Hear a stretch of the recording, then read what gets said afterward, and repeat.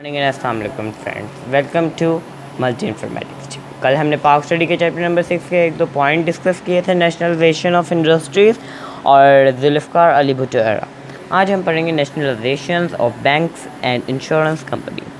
इसमें कहते हैं the big capitalist families had their own banks and insurance companies which were encouraging the capitalist system. The government was not giving the considerable profit from these units.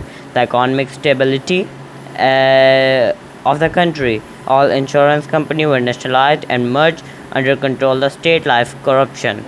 In 19th March 19th March 1972 जी। तो इसमें हमें क्या बताया देखते हैं। जो बड़ी बड़ी कैपिटलिस्ट फैमिलीज थी ना, उन्होंने बैंक खरीदे थे और insurance company which are encouraging the capital, जो कि कैपिटल सिस्टम को इनकरेज कर रहे थे। गवर्नमेंट जो गवर्नमेंट थे ना, वो पीपल्स को, लोकल पीपल्स मतलब ये आवाम को उनका प्रॉफिट और लॉस मतलब उनके जो यूनिट्स वगैरह में से उनका बनता था ना, उतना नहीं दे रही थी। For the economic stability of the country, फिर इकॉनमिक माशत के हिसाब से जो हमने स्टेबल करना था कंट्री को, और इंश्योरेंस कंपनीज वर नेशनलाइज, सारी इंश्योरेंस कंपनी को नेशनलाइज किया गया और उनको जोड़ा गया स्टेट लाइड करप्शन के साथ। कब? 19 मार्च 1972 को। All the scheduled bank were also be covered by the government of Pakistan on 1 January 1974. Nationalization of banks and insurance company proved the fruitful for the economic stability and prosperity of the Pakistan. This profit gained was spent by the betterment of public. एक schedule तैयार किया गया था government of Pakistan ने 1 जनवरी को, और फिर nationalise of bank और इंश्योरेंस कंपनीज़ को अप्रूव किया गया था बहुत नरम, खुश इखलाक मतलब फ्रूटफुल मीठे अंदाज में किया गया था। उसके बाद उन सब को और ये सब क्यों किया गया था? बेटरमेंट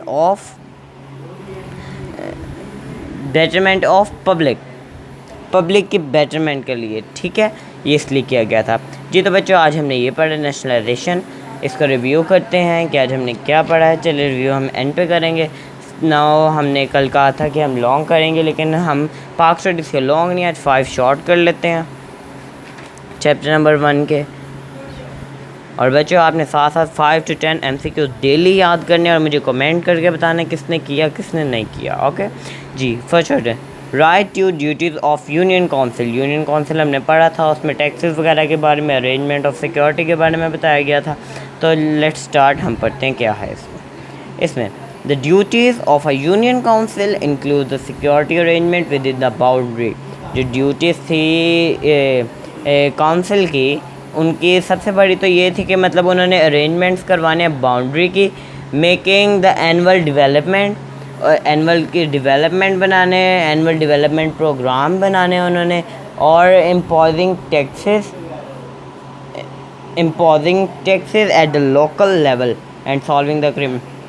टैक्सेस को इम्पोज करना, और फिर जो क्रिमिनल और सिविल केसेस होते हैं उनको बहुत नहायत अच्छे तरीके से डिस्प्यूट्स करना, उसको हल करना, बजाय इसके कि और मामला ख़राब करें।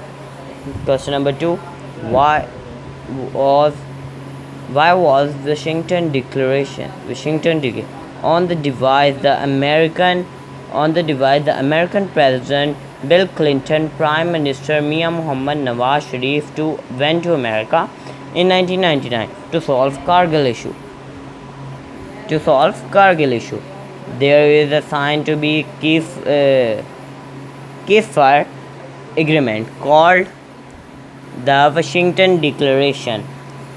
इसमें कहते हैं जब वो अमेरिका के प्रेसिडेंट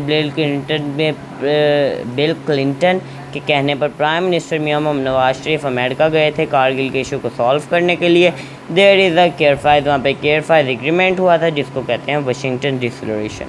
फिर आता है why was the president Ghulam Ishaq Khan dismiss the Benazir Bhutto government. जी ये पढ़ लेते हैं। President Ghulam Ishaq by using the 582B of the Constitution dismissed the Benazir Bhutto government and changes corruption and dissolved all the National Assembly on August 1990. Her first government lasted the 20 months. इसमें जो ग़ुलाम आशिक थे उन्होंने अपने अंदर जो पावर थी उनके पास 58(2)B और बेनज़ीर भुट्टो की जो गवर्नमेंट थी उन चार्जेस की करप्शन पे dissolve the national assembly national को डिज़ोल्व किया ऑन 6 अगस्त 1990 में, और उसके जो लास्टेड अबाउट 20 मंथ से ना। हम अगले क्वेश्चन नंबर 4 की तरफ बढ़ते हैं। तो क्वेश्चन नंबर 4 है write two measure taken from Musharraf government. Musharraf government में क्या थी? वुमेन की 2 मेजर जो टेकन फॉर द मुशर्रफ की गवर्नमेंट में जी 2 हैं, तो इधर इन्होंने 4 लिखी है लेकिन हम 2 ही करेंगे। 2 measure governments are as follow. Women were not given small loan on easy installment without reference के जो वुमेन है वो लोन नहीं ले सकती। Women were appointed for the first time fighter pilot air force. वो वुमेन जो थी फर्स्ट टाइम उस टाइम अपॉइंट हुई थी लेडी पायलट के एयरफोर्स के, इसलिए उनको भी तब मतलब कि वुमेन्स को इतना वो नहीं किया करते थे।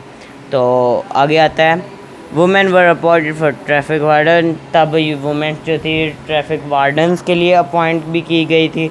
और कमीशन डायरेक्ट कमीशन ऑफ में पॉसिबल डायरेक्ट कमीशन भी था ना, वो भी वुमेन के लिए पॉसिबल था, कर दिया गया था।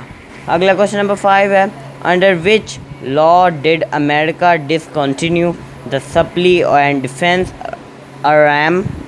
armament of Pakistan. Supply and defense armament. In January 1992, America under Pressler Amendment, aid and all kind of Pakistan was stopped. जब 1992 में अमेरिका प्रेसलर के अंडर था, प्रेसलर अमेंडमेंट के अंडर था, तो जो एड थी एड हर तरह की इमदाद जो थी ना वो पाकिस्तान ने उनके लिए स्टॉप कर दी थी जी। तो बच्चों आज का हमारा ये था। आज हमारे 5 क्वेश्चन हो गए, रिव्यू कर लेते हैं। 5 क्वेश्चन हमने पढ़े थे पाक स्टडी के, हमने नेशनलाइजेशन की रीडिंग की थी, कल हमने करनी लेबर रिफॉर्म की और नेक्स्ट 5 क्वेश्चन पढ़ने हैं। इंशाल्लाह हम कल मिलेंगे और अपना ख्याल रखिए, घरों में रहिए, कोरोना से बचे रहिए और अगर वीडियो अच्छी लगी है तो लाइक सब्सक्राइब एंड शेयर कीजिए। Thank you so much.